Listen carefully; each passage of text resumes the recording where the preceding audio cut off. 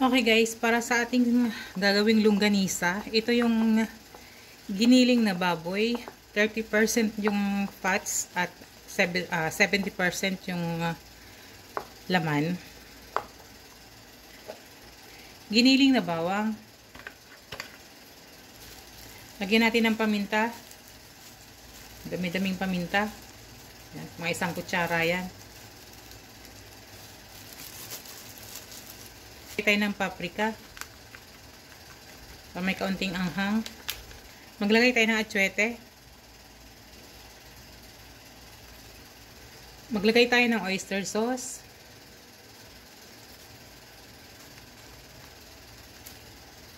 So 1 kilong baboy ito guys. Pinagiling ko 1 kilo lang dahil pang consume lang natin sa bahay, hindi naman to pantinda.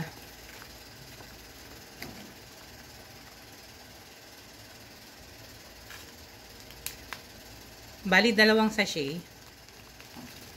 Maglagay tayo ng asukal. Kaunti lang para hindi sobrang tamis. Maglalagay ako ng chili flakes.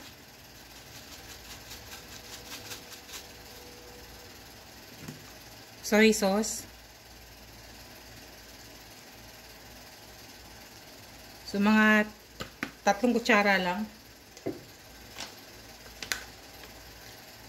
Kaunting suka.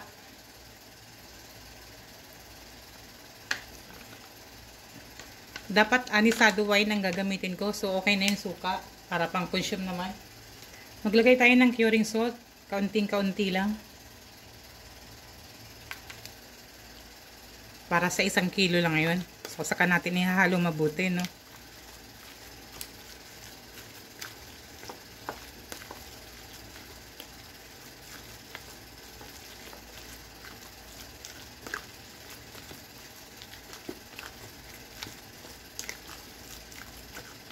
Mas maganda to guys pag kinakamay. Pero tiyagaan ko muna nito. Maglagay tayo ng kaunting bechin. Bawas na to ha. Pero kaunti lang. Ayan. So piraso lang yan. Good for ano lang yan. Pang 1 kilo lang talaga.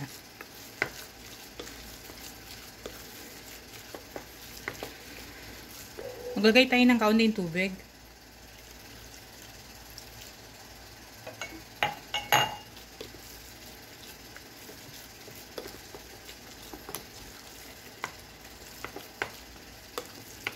So, importanteng halong-halo to guys. Ganda ng kulay niya, no?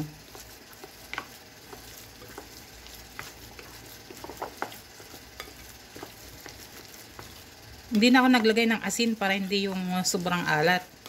Okay na yung oyster sauce at saka soy sauce.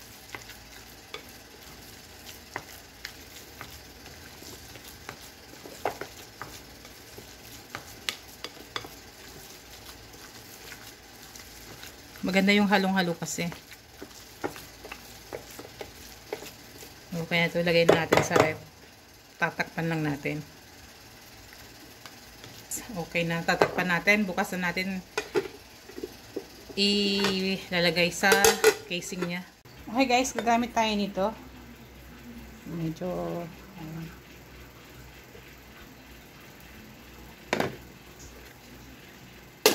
then, ito na yung casing ng ating gagamiting langgonisa. Gagawin langgonisa. At ito na yung ginawa natin kagabi.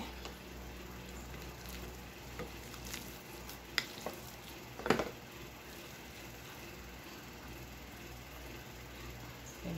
So, ilalagay natin dito guys. Sa lagayan. Para hindi tayo mahirapan gumawa.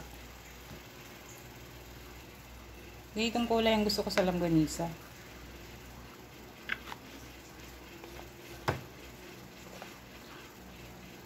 Then dito sa dulo,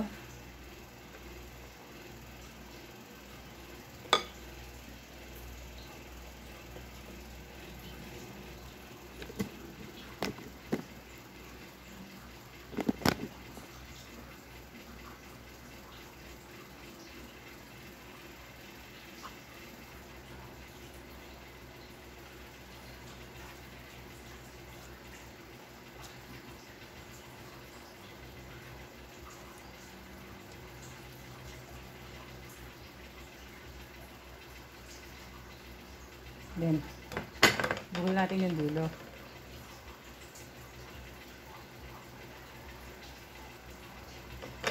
Okay. Yung tubig na yan.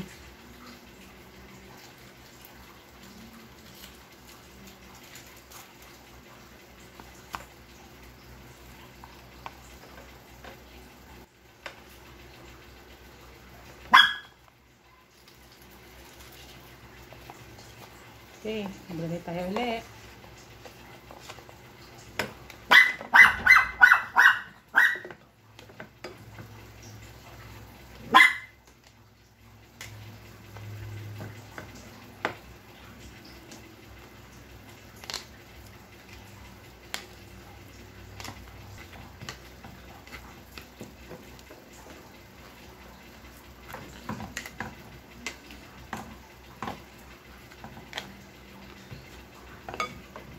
Okay, nagmamadali tayo guys.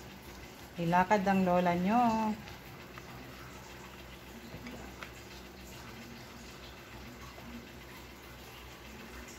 Yan, saka natin ituloy.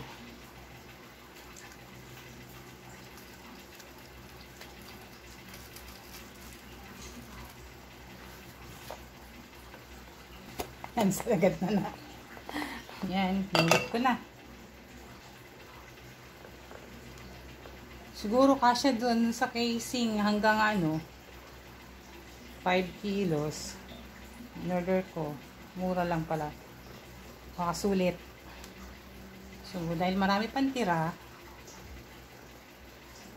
lalagay ko na lang sa rep uli. Nawang longganisa. So, mamaya, dahil aalis ako, tatalian ko na lang siya.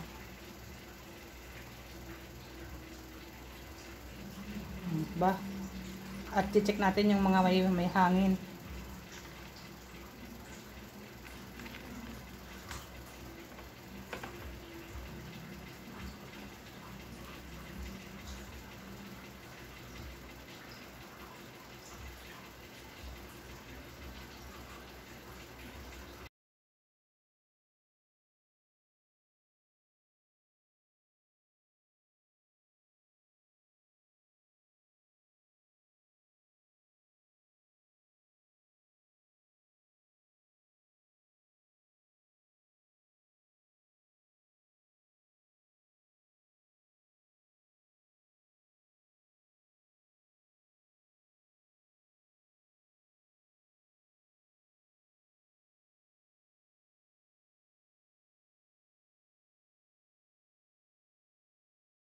Okay na guys, yung ating longganisa. Ayan.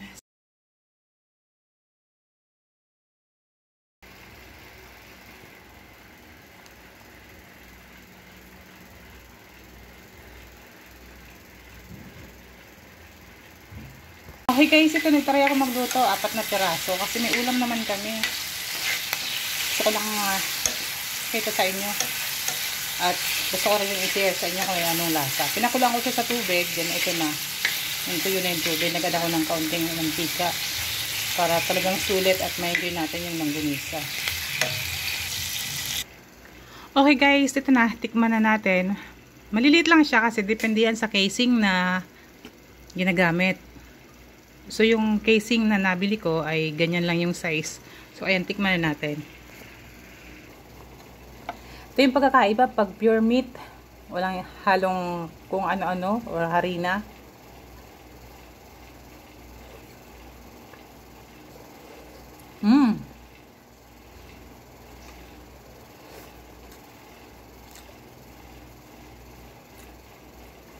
Sarap na lasa niya. Hindi mainit lang. Guys, mas masarap gumawa ng sariling longganisa. Talagang masarap.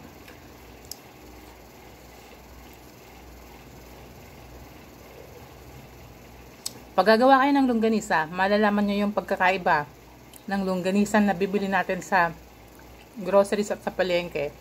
Kung ano ang dinadagdag nila doon. Kaysa homemade at pure meat.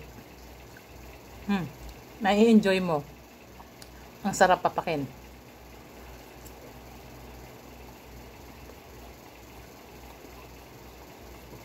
Mm.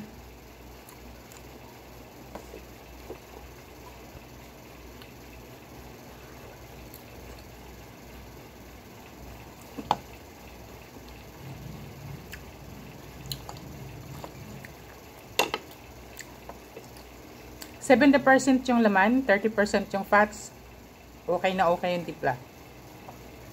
Hindi siya gaano matamis at lasang-lasa mo yung bawang na hindi ako matakaw sa langgonisa pero ito, try ko, gusto ko. Pagkaiba sa vegan langgonisa, yung vegan langgonisa may kakain kang medyo talagang buo-buo na kahit siya purong karne, may taba, marami-raming taba. Kasi hindi siya masyadong durog.